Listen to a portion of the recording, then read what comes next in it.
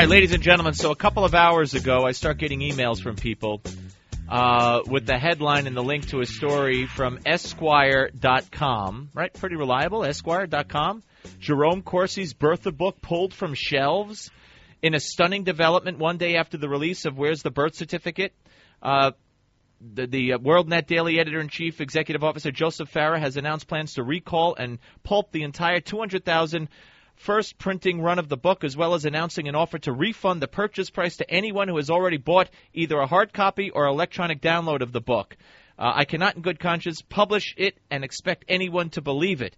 And there was more to the story. And it wasn't until a couple of hours later that the author of this false, phony story, Mark Warren, posted an update saying that it was all satire. Joining us now is the aforementioned Joseph Farah, editor and chief executive officer of WND.com and WND Books. Hello, sir. Hi, Steve. Quite a day, huh?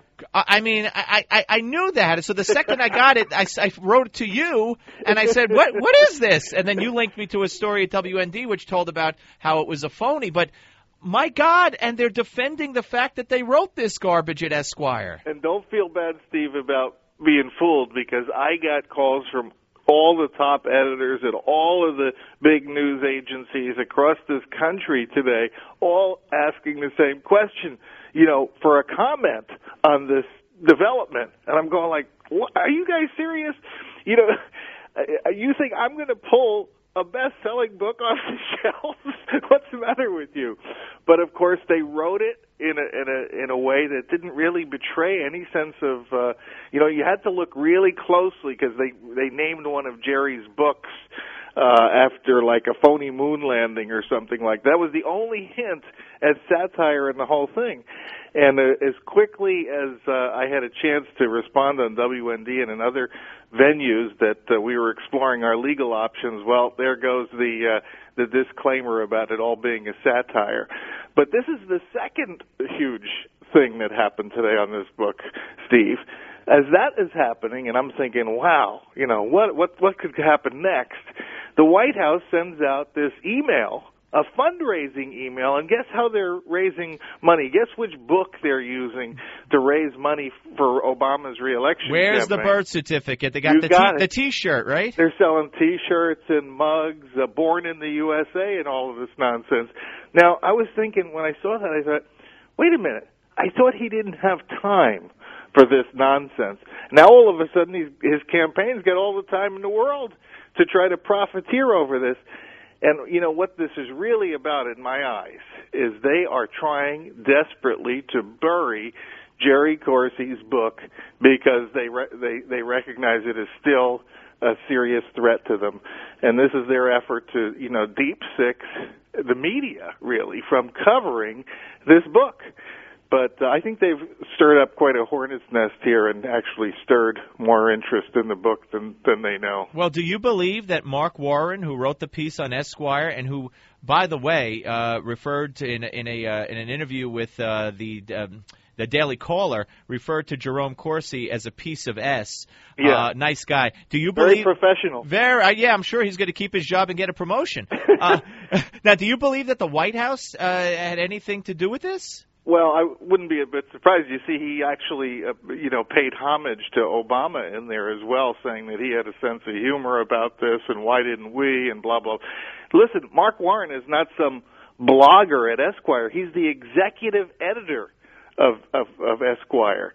Now, Esquire is owned by the Hearst Corporation, one of the wealthiest privately held companies in the whole world. I worked for Hearst for 10 years. I know a lot about the inner workings of that company. You get to be executive editor of Esquire, and you're talking about a guy who's making, 7 figures a year. You're not talking about some, $50,000 editor here. And so this is you don't think this guy talks to the White House? Absolutely he does. And he made his political expressions, I think, very clear in there. I think there's a concerted effort today, bang, bang, between the White House sending out this email fundraiser and Esquire taking a shot. But they really miscalculated, Steve, because on this Esquire thing, the Wall Street Journal has already weighed in on this.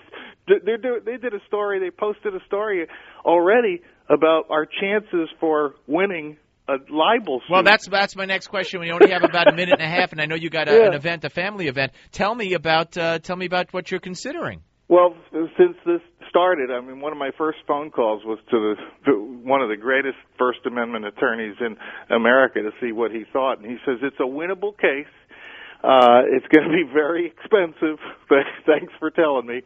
And so we are looking at doing something relatively quickly here. I wouldn't be surprised if we're able to file a motion, at least, to get this off the ground in the next week or two. And who's the attorney? Well, that's what I got to decide, whether I'm going to break the bank. I'm one of the most famous lawyers in the whole country, or whether we're going to take a more conservative approach.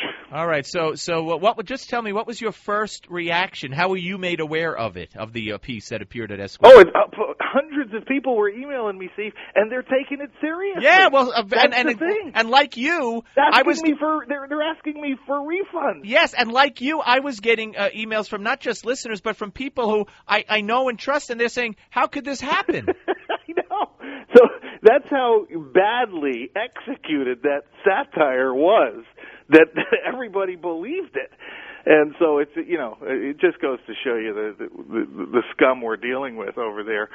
But what I started doing, you'll enjoy this. All the folks who asked me for refunds, I decided I would send them over to Warren at Esquire, since he started the whole thing, and I said, this is the guy you ask for the refund. That's a good one. All right, listen, Joseph, thank you so much for your time, and enjoy your function, sir. Thank you, Steve. All right, God bless. Take care. You too. Joseph Farah, ladies and gentlemen, editor and chief executive officer of WND.com and WND Books.